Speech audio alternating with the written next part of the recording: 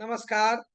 आप सभी संस्कृत प्रेमियों को, सभी संस्कृत अनुरागियों का हृदय से स्वागत करता हूं। आप सभी को प्रणाम करता हूं।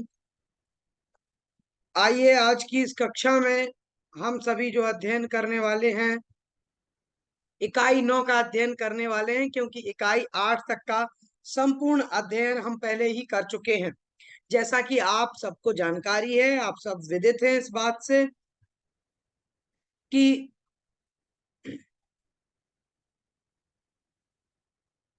हमारी ये जो कक्षा हो रही है, इस कक्षा में हम मध्य प्रदेश वर्ग 1 संस्कृत की कक्षा का अध्ययन कर रहे हैं। संस्कृत विषय के वर्ग 1 की जो सीधी भर्ती परीक्षा है उसकी तैयारी कर रहे हैं, जिसमें 100 प्रश्न आएंगे और 100 प्रश्नों में भी 20 इकाइयां हैं और एक इकाई से हम मान करके चल रहे हैं कि 5-5 नंबर की एक इकाई होगी। तो आइए आज की इस कक्षा में हम अध्ययन करने वाले हैं इकाई 9, जिसमें कवियों का विशेष रूप से सामान्य परिचय पूछा गया है। आइए प्रारंभ करते हैं आज की इस कक्षा में।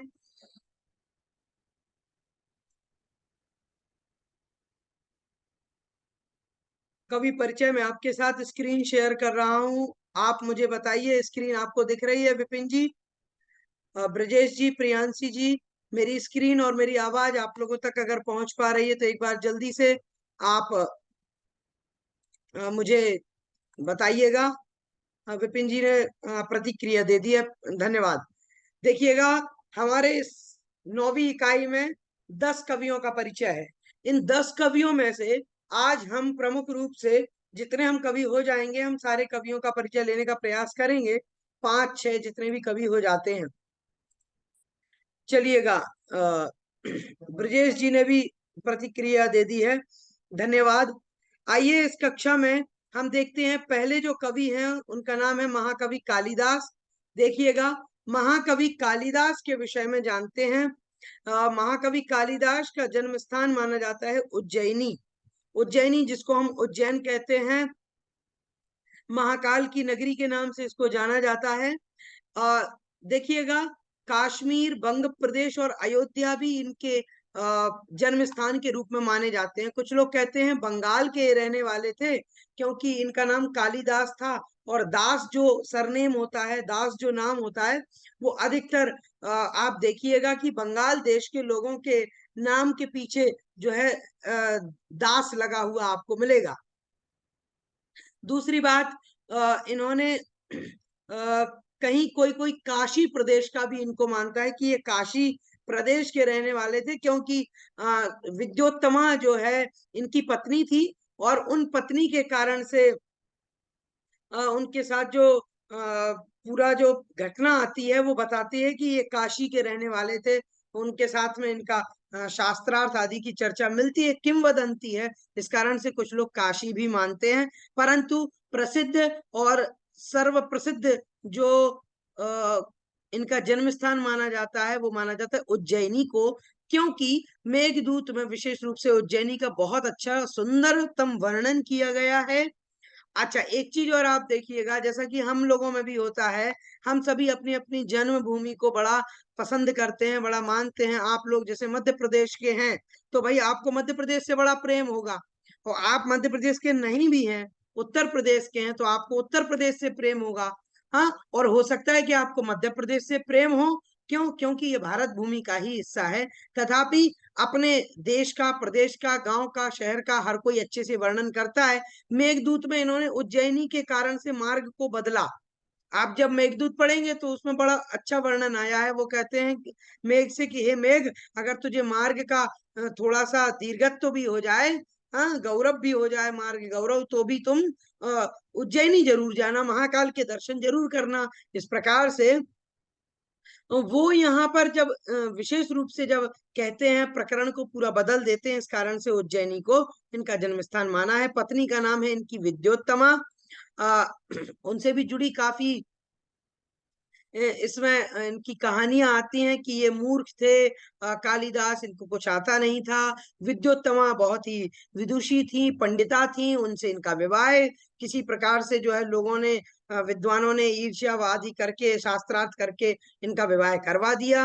अब काफी सारी जनश्रुतियां हैं, किंवदंतियां हैं, विश्वास नहीं कर सकते हैं इन पर पूर्ण रूप से। हालांकि ये कहानियां मिलती हैं हास्य रूप में, कई लोग सुनते हैं, सुनाते हैं। आइए आगे चलते हैं। इनका समय दो प्रकार से माना जाता है। एक तो इनका समय जो है ना चंद्रगुप्त से माना जाता है। तो चंद्रगुप्त ना दो हुए हैं।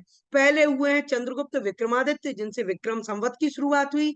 अगर उनके समकालीन मानेंगे तो ईसा की पहली शताब्दी, ईसा पूर्व प्रथम शताब्दी का इनको मानना पड़ेगा कि ये ईसा पूर्व प्रथम शताब्दी के हुए हैं। अगर ये मानते हैं हम कि ये चंद्रगुप्त द्वितीय के समकालीन हुए हैं, जो गुप्त काल के थे, तो मानना पड़ेगा कि ये चौथे शताब्दी के रहे हैं। विक्रमादित्य की सभा के 9 रत्न जो थे, उन 9 रत्नों में से एक ये भी थे।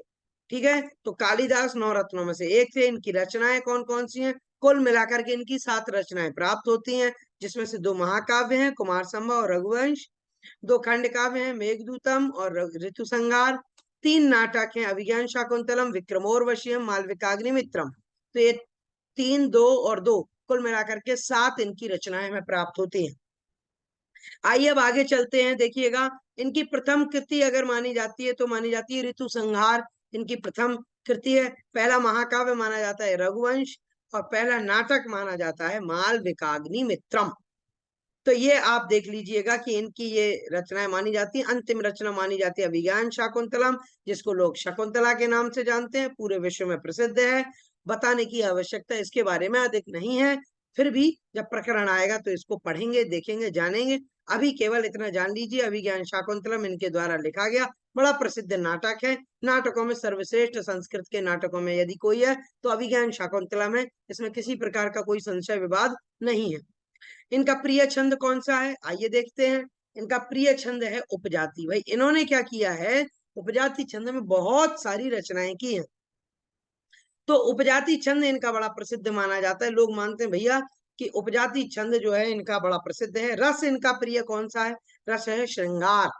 श्रृंगार के बड़े प्रिय हैं, और इतना श्रृंगार इनको प्रिय है कि जगह जगह जहां जहां श्रृंगार नहीं भी हो सकता, वहां वहां श्रृंगार ये ढूंढ देते हैं। जैसे हास्य रस का कोई कवि होता है ना, तो वो जगह जगह हास्य ढूंढ लेता है। हाँ, या हास्य कलाकार होते हैं, वो जगह जगह से हास्य निकाल लेते हैं। वैसे ही हमारे कालिदास जी हैं, जब मौका मिलता है, जहां मौका मिलता है, श्रृंगार श्रृंगार श्रृंगार, श्रृंगार को निकाल करके रख लेते हैं, और इसीलिए इनका प्रिय रस है। अलंकार तो आप सभी जानते हैं, उपमा कालिदासस्य, ये बड़ा प्रसिद्ध है, विश्व प्रसिद्ध है कि उपमा यदि किसी की हो सकती है, यदि कोई बढ़िया उपमा करने वाला कवि है, तो नो डाउट डेफिनेटली वो है हमारे कालिदास जी। कालिदास जी से अच्छी कोई उपमा करने वाला नहीं है। सबसे बढ़िया इनका उपमा अलंकार पे बड़ी गजब की पकड़ है। इनकी रीति इन्होंने अपनाई है वैदर्भी, गुण है प्रसाद। हाँ, तो बड़ा अच्छा इनका काव्य लेखन है। आप पढ़ेंगे तो आपको आनंद आएगा ही, और क्यों नहीं आएगा। संस्कृत के जाने माने विश्व प्रसिद्ध कवि हैं। हाँ, और सर्व प्रसिद्ध कवि हैं ये। काली की उपासना से इनको विद्या की प्राप्ति हुई, इसलिए इनको कालिदास कहते हैं। कई बार लोग बात कहते हैं कि भैया ये जो है पहले इतने मूर्ख थे कि जिस डाल पर बैठे थे पेड़ की, उसी डाल को काटने में लगे हुए थे। अब आप मानिएगा कि जिस डाल पर बैठ करके आप उसी को काटने लग जाएंगे तो क्या होगा, आप भी तो गिरेंगे ना। ये थोड़ी है कि भैया हम नहीं गिरे और जो है पेड़ गिर जाए, तो ये तो निरी मूर्खता है। लेकिन ये कहते हैं, जनश्रुति है, इसका कोई प्रमाण नहीं है। नहीं तो आप समझो कालिदास तो मूर्ख थे। नहीं भैया, मूर्ख नहीं थे, वो तो अच्छे थे, विद्वान थे। अब पहले मूर्ख रहे हो तो रहे हो, लेकिन हमारे लिए तो वो विद्वान ही थे।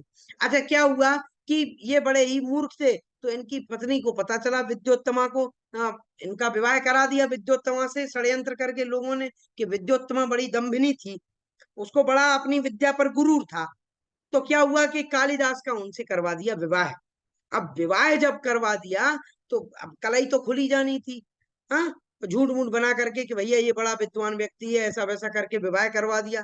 जब उनको पता चला कि ये तो निरा मूर्ख है, इसको कुछ आता नहीं, ना शब्द ज्ञान, ना धातु ज्ञान, ना व्यवहारिक ज्ञान, कुछ भी आता जाता नहीं है, तो उसने क्या किया, विद्युत्तमा ने कालिदास को घर से निकाल दिया।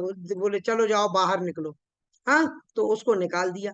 अब वापस इन्होंने जो है तपस्या आदि की, काली की उपासना की, और जो है इन पर जो है ऐसी कृपा हुई कि इन्होंने जो है विद्या आदि को प्राप्त कर लिया। जब विद्या प्राप्त कर लिया तो क्या हुआ कि फिर ये घर पर पहुंचे, और घर पहुंच करके इन्होंने कहा, अनावृत कपाटम द्वारम देही, अर्थात कि ये द्वार को अनावृत कपाट वाला कर दो, माने किवाड़ विवाड़ खोल दो, उद्घाटित कर दो। हाँ, तो जैसे ही उन्होंने इस प्रकार का वाक्य कहा तो फिर क्या था, तो पत्नी जो है वो उन्होंने कहा कि अस्ति कश्चित वाग विशेषः, लगता है कोई वाग विशेष अर्थात जिसकी वाणी में विशेषता है, ऐसा कोई व्यक्ति आया हुआ है। तो जब इन्होंने ये वाक्य सुना, अस्ति कश्चित वाग विशेषा, सुनते ही जो है हमारे कालिदास जी तो अब वो विद्या प्राप्ति करके आए हुए थे, उन्होंने क्या किया, अस्थि से उन्होंने अस्तित्वरस्याम दिशि देवतात्मा हिमालयो राम नाम नगाधिराज, इस प्रकार से उन्होंने कुमार संभव का मंगलाचरण किया और कुमार संभव की रचना अस्थि शब्द से कर दी। इसके बाद में क्या हुआ, फिर कश्चित शब्द से उन्होंने क्या किया, मेघदूतम की रचना की कि कश्चित कांता विरह गुरुणा स्वाधिकारात् प्रमत्ता, इस प्रकार से मेघदूतम की रचना कर दी। हाँ, और वाघ जो है, वाघ विशेषा में वाघ आया है, वाघ से उन्होंने जो है रघुवंश की रचना की, जिसमें आप पढ़ते हैं कि वागर्था विव संप्रक्तौ वागर्थ प्रतिपत्तये जगतः पितरौ वंदे पार्वती परमेश्वरौ, इस प्रकार से रघुवंश की रचना की। तो ये तीन जो है बड़े प्रसिद्ध ग्रंथ इनके लिए गए हैं, और ये तीनों के तीनों ही आप लघुत्रयी में पाएंगे। कालिदास जी के तीनों ग्रंथ जो हैं, अस्थि, कश्चित और वाग विशेष से लिखने वाले कुमार संभव, मेघदूत और रघुवंश, ये तीनों के तीनों लघुत्रयी के अंतर्गत आते हैं, बृहत्त्रयी नहीं, लघुत्रयी, याद रखिएगा, भूलिएगा नहीं। अच्छा, आगे देखिए इनकी क्या क्या उपाधियां हैं। भाई कालिदास जी तो बड़े प्रसिद्ध कवि रहे हैं, तो इनको जयदेव जो हुए हैं, जयदेव ने इनको उपाधि दी है कवि कुल गुरु, कि ये कवियों के कुल के भी गुरु हैं। अच्छा,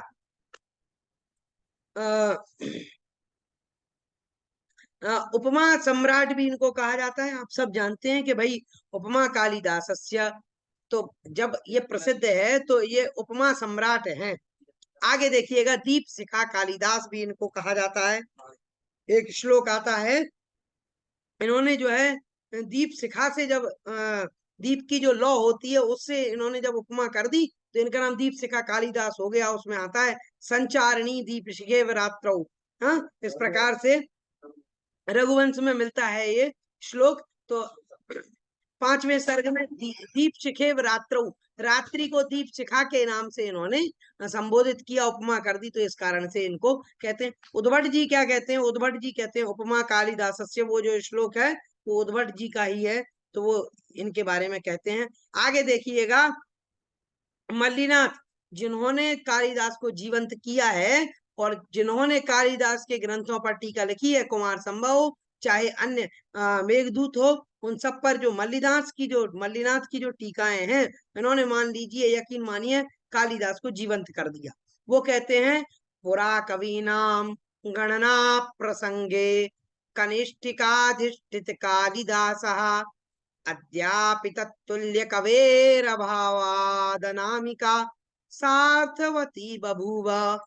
कहते हैं कि पुरा कवि नाम गणना प्रसंगे, पुरा कवि जो पुरातन काल के कवि हुए हैं उनकी जब गणना की जाती है, तब कनिष्ठिकाधिष्ठित कालिदास, भाई आप गिनती गिनते हैं, यहीं से ही गिनते हैं ना, तो कहते हैं कि प्राचीन कवियों की जब गणना की जाए तो कनिष्ठिका पर, तो मतलब पहली उंगली जो है यही है, तो कनिष्ठिका पर अधिष्ठित कालिदास, कालिदास को हमने गिन लिया। परंतु अद्यापि तत्तुल्य कवे है अभावात, लेकिन उनके बराबरी का कवि जो है उसका आज भी अभाव है। इस कारण से अनामिका सार्थवती बभूवा, ये जो दूसरी उंगली है जिसको हम रिंग फिंगर बोलते हैं, ये जो यहाँ पर सबसे छोटी अंगुली के बीच में जो लिखी गई है, तो ये जो है यहाँ पर कहते हैं कि इसीलिए इसका नाम अनामिका रंग रख दिया गया, क्योंकि यहाँ पर तो कालिदास जी अधिष्ठित हो गए। पहले हमने गिना, बोले साहब पहले कवि कौन है, पुरातन कवि कालिदास, तो दूसरे बोले भैया उनके बराबरी का तो कोई नहीं है। तो इसीलिए जब कोई नाम नहीं दे पाए हम दूसरी अंगुली को, तो कहने लगे भैया इसका नाम अनामिका बड़ा अच्छा है। क्यों? क्योंकि कालिदास का तो नाम इस पर अधिष्ठित हो गया, इस पर किसी का नाम उसके बराबर का नहीं मिला हमें, कालिदास के बराबर का, इसलिए इसका नाम अनामिका है। और ये अनामिका बड़ा सार्थ नाम है, अर्थ सहित है। तो ये जो हम बात कर रहे थे कालिदास जी के बारे में, इनकी दीपशिखा कालिदास जो हमने वो करी है, मतलब उपमा इनकी दी गई है, दीपशिखा कालिदास कहते हैं। तो इन्होंने क्या किया कि इंदुमती का जब छठे सर्ग में स्वयंवर होता है, तो उसमें दीपशिखा की इन्होंने क्या किया है, उसको उपमा कर दी गई है। इस कारण से इंदुमती की जब ये इस प्रकार से उपमा करते हैं, तब इसको दीपशिखा कालिदास की उपाधि प्राप्त हो जाती है। और मल्लिनाथ एक जगह और लिखते हैं, मेघे माघे गतम वयहा, वो कहते हैं भैया मेघ में और माघ में, माने माघ कवि को पढ़ने में और मेघदूतम को पढ़ने में, गतम वयहा, हमारी तो पूरी वयह माने आयु ही चली गई, पूरा जीवन ही चला गया। एक तो मेघदूतम को पढ़ने में माने कालिदास को पढ़ने में, और माघ को पढ़ने में, दोनों बड़े चोटी के कवि हुए हैं, इसलिए इनके कारण तो मेरा पूरा जीवन इन दोनों को ही पढ़ने में निकल गया। इस प्रकार से जो है मल्लिनाथ इनकी प्रशंसा करते हैं। हमने इनके बारे में विशेष विशेष चीजें जो सब कुछ जाननी थी वो जान ली हैं। अब और विशेष देखो, सामान्य रूप से जान ली है, विशेष रूप से जब अगर जानना होगा तो उसके लिए आप चाहें तो इनका विस्तृत परिचय देख सकते हैं। संस्कृत साहित्य का इतिहास में इनका काफी अच्छा परिचय दिया हुआ है। हाँ, और भी कई पुस्तकें हैं, चाहे उमाशंकर ऋषि जी की हो, बलदेव उपाध्याय जी की हो, उन पुस्तकों में पढ़ सकते हैं, लेकिन सामान्य रूप से इतना पर्याप्त है। और जितने आप जब पढ़ेंगे ना, शाकुंतलम पढ़ेंगे, जो हमारे इसमें लगे हुए हैं विषय जो इकाई में आएंगे, उसमें हम लोग जानेंगे इनके बारे में। इसलिए अभी विशेष रूप से कोई जानकारी हम इसमें नहीं पढ़ रहे हैं। हमने इसको बहुत ही गागर में सागर भरने के समान बहुत ही संक्षिप्त और उतना बनाया है नोट्स को कि इसमें सारा का सारा समा जाए। ऐसा नहीं कि हम ज्यादा से ज्यादा चीजें और आपको रख दें पांडित्य प्रदर्शन के लिए, बाद में फिर आप ही कहेंगे भैया इतने बड़े नोट्स कौन पढ़ता है। तो इसलिए इनको आप यहीं तक छोड़ दीजिए।